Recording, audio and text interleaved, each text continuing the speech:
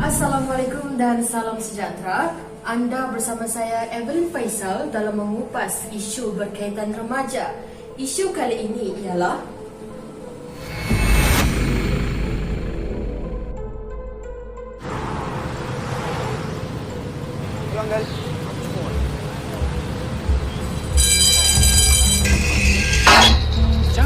Jangan.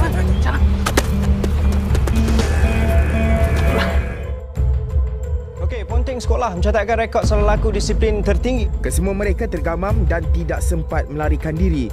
Malah ada yang sedang merokok. Murid yang berusia 13 hingga 17 tahun itu kantoi ketika menikmati makanan dan melayari permainan dalam talian di kafe cyber.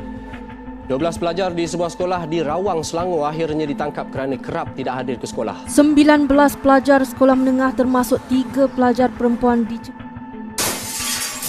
gejala ponteng sekolah merupakan satu masalah disiplin yang semakin serius dalam kalangan remaja di negara kita, Malaysia.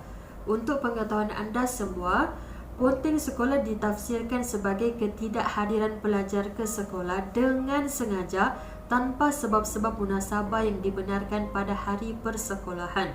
Masa yang seharusnya diisi dengan menimba ilmu pengetahuan sebaliknya dihabiskan dengan melakukan aktiviti yang tidak bermanfaat seperti melepak di pusat rekreasi, pusat membelah-belah maupun pusat hiburan. Sedar atau tidak, banyak kesan negatif yang akan berlaku sekiranya pelajar terjebak dengan gejala ponteng sekolah.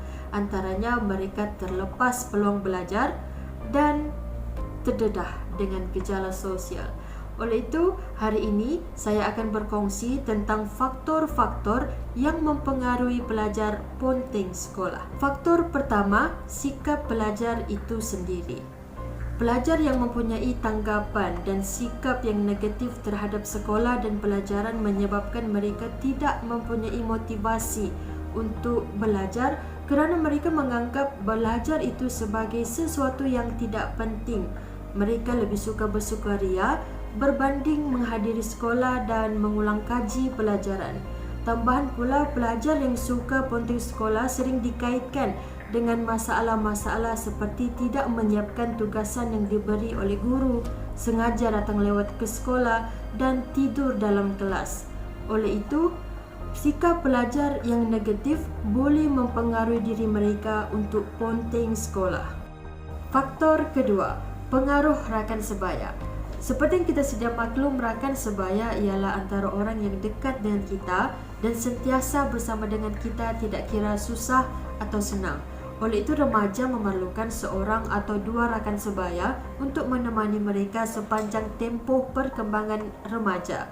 Pada peringkat ini, pengaruh rakan sebaya amat ketara kesannya kerana remaja cuba memilih rakan sebaya yang sehaluan dengan minat mereka. Namun begitu, pergaulan tanpa batasan dan kawalan khususnya daripada ibu bapa menyebabkan anak-anak boleh terikut-ikut dengan rakan sebaya yang membawa pengaruh negatif, termasuklah yang mengajak untuk ponteng sekolah. Rakan yang mengajak ponteng sekolah selalunya memberi tanggapan bahawa ponteng sekolah dapat memenuhi keperluan mereka dan memenuhi masa lapang mereka.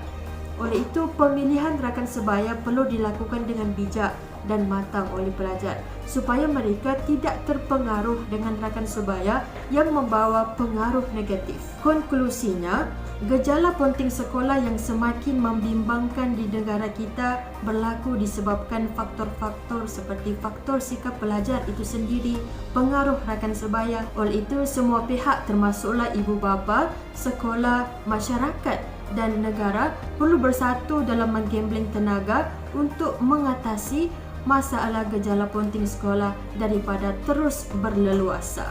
Hal ini disebabkan remaja, pemuda harapan bangsa, pemudi tiang negara. Itu saja daripada saya untuk kali ini. Sekian, terima kasih.